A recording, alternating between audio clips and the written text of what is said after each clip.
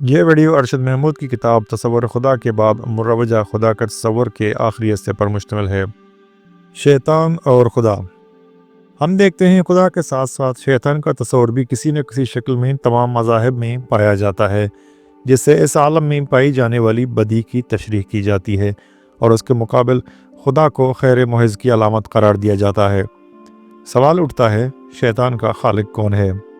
اگر شیطان کو بھی خدا کی طرح ابدی اور خود مختار ہستی کے طور پر تسلیم کر لیا جائے تو اس سے خدا کی لاشریک مقتدر اعلیٰ کی صفت مجروح ہو جاتی ہے، لیکن اگر اسے مخلوق سمجھا جائے تو اس سے سوال پیدا ہوگا کہ برائی کے اس ماخذ کو خدا نے آخر پیدا ہی کیوں کیا؟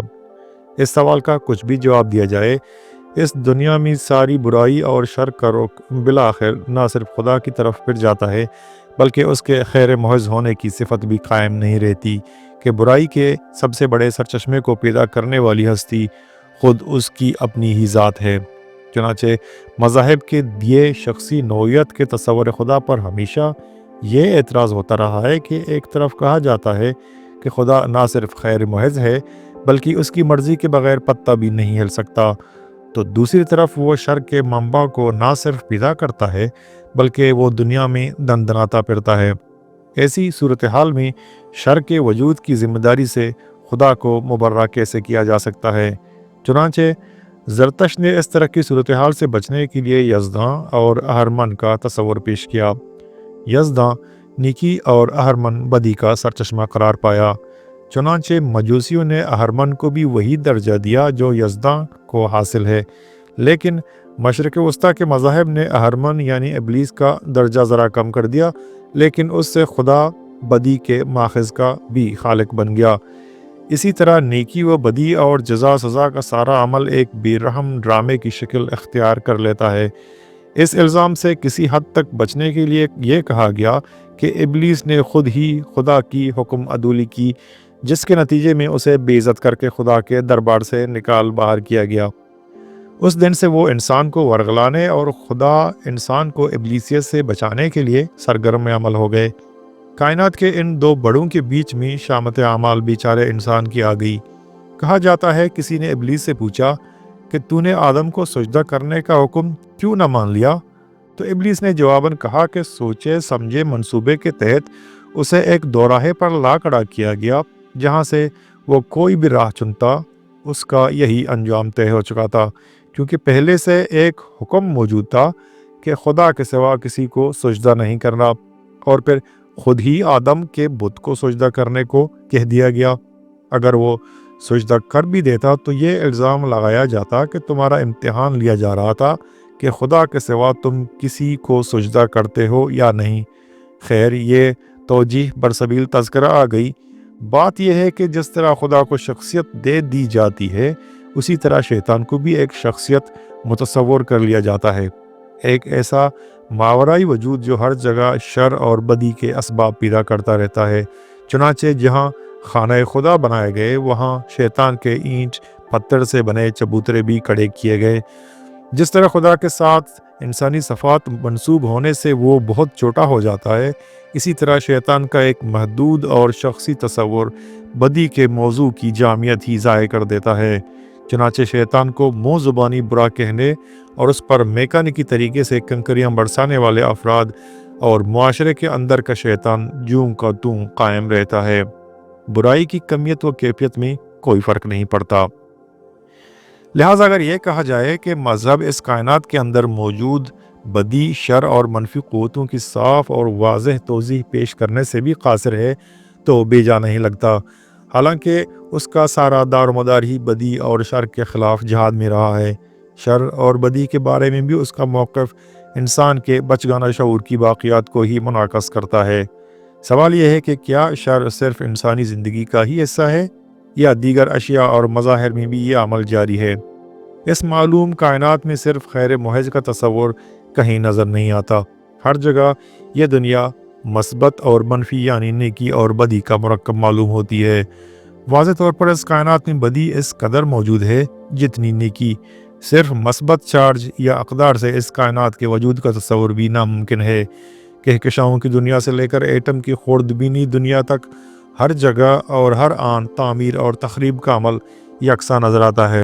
چنانچہ کیا ایسا نہیں ہے کہ شیطان اور خدا ناگزیر طور پر ایک دوسرے کے وجود سے وابستہ ہیں؟ دراصل اس دنیا و کائنات کو خیر اور شر کے معیارات سے دیکھنا صحیح نہیں ہے۔ یہ پیمانے انسان اپنے تاریخی اور جغرافیائی حالات کے مطابق خود بناتا رہا ہے۔ سوال یہ ہے کہ زلزلہ خیر ہے کہ شر؟ ابتدائی انسان نے اسے بدی کی قوت کے طور پر محسوس کیا۔ صاف ظاہر ہے کہ وہ انسان کے لیے تباہی کا سبب بنتا ہے۔ چنانچہ آج بھی مذہبی حلقے اسے خدا کا قہر اور لوگوں کے گناہوں کا نتیجہ قرار دیتے ہیں۔ لیکن کیا کائنات کے حوالے سے زلزلہ کو شر قرار دیا جا سکتا ہے؟ بڑے دائرے میں جا کر جب غور کیا جائے تو زلزلوں کے بے شمار خیر کے پہلو دکھائی دیں گے۔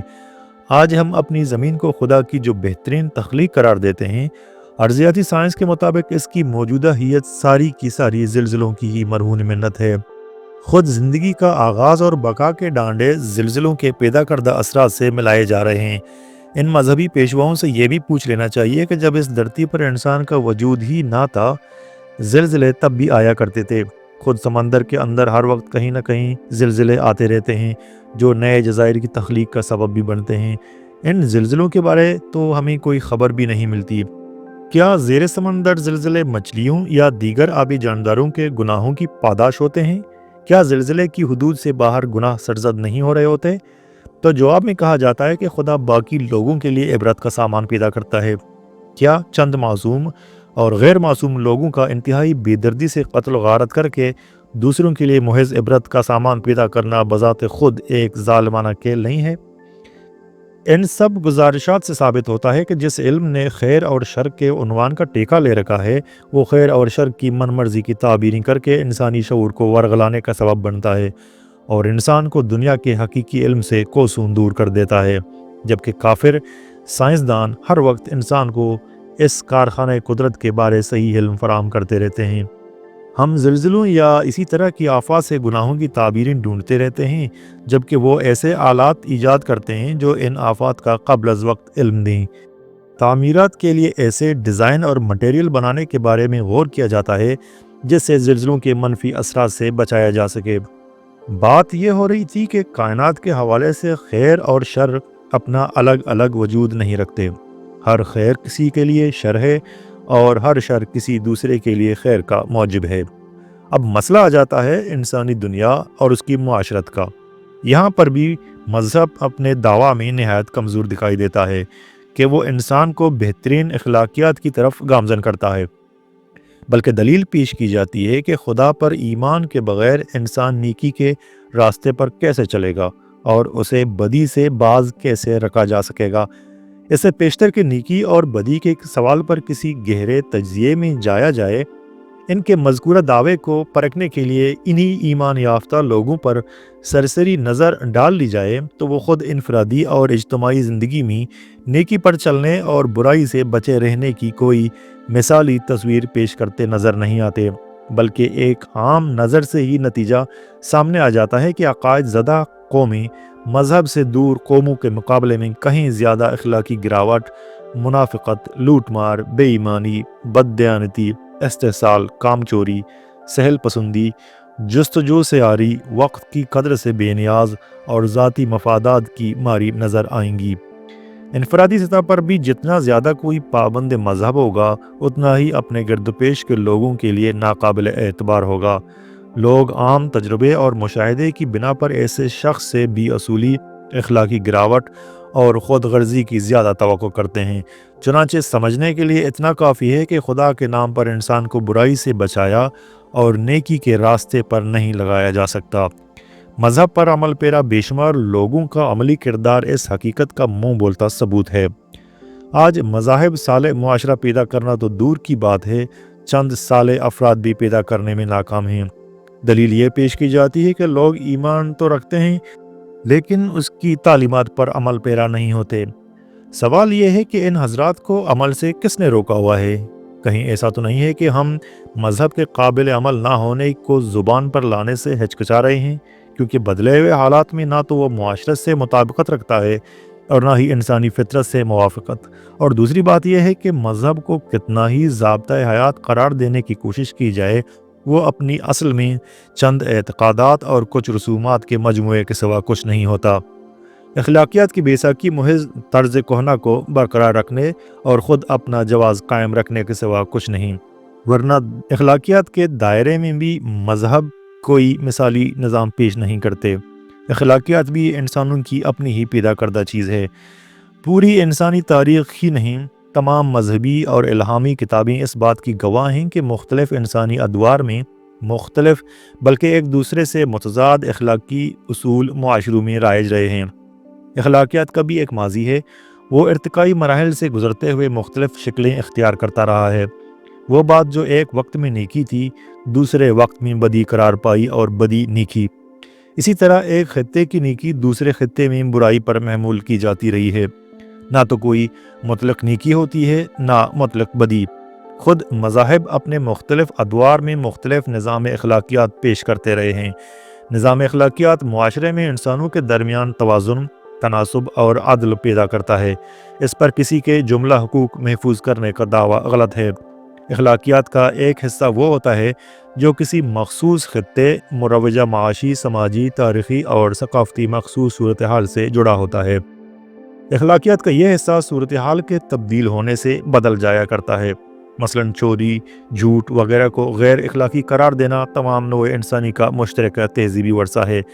لیکن سر پر ٹوپی ایک وقت میں ضابطۂ اخلاق کا حصہ تھی، لیکن آج ننگے سر ہونا معمول کی بات ہے۔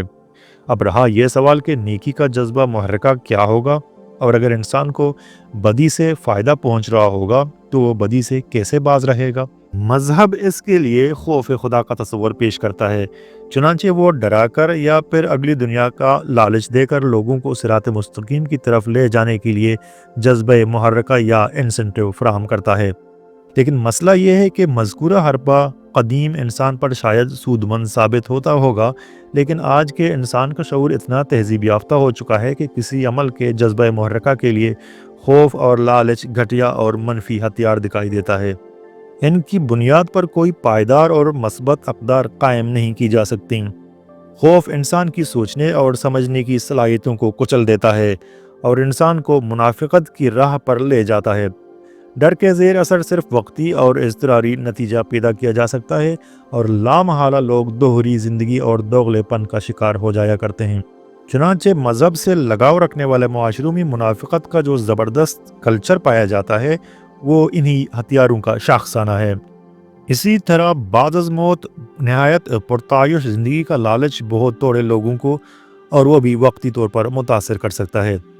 یہی وجہ ہے جہاں تک ایمان کا تعلق ہے لوگ اس سے اپنی وابستگی قائم رکھتے ہیں، لیکن معمول کی زندگی عملاً وقت کے تقاضوں اور اپنے مفادات کے مطابق ہی گزارتے ہیں۔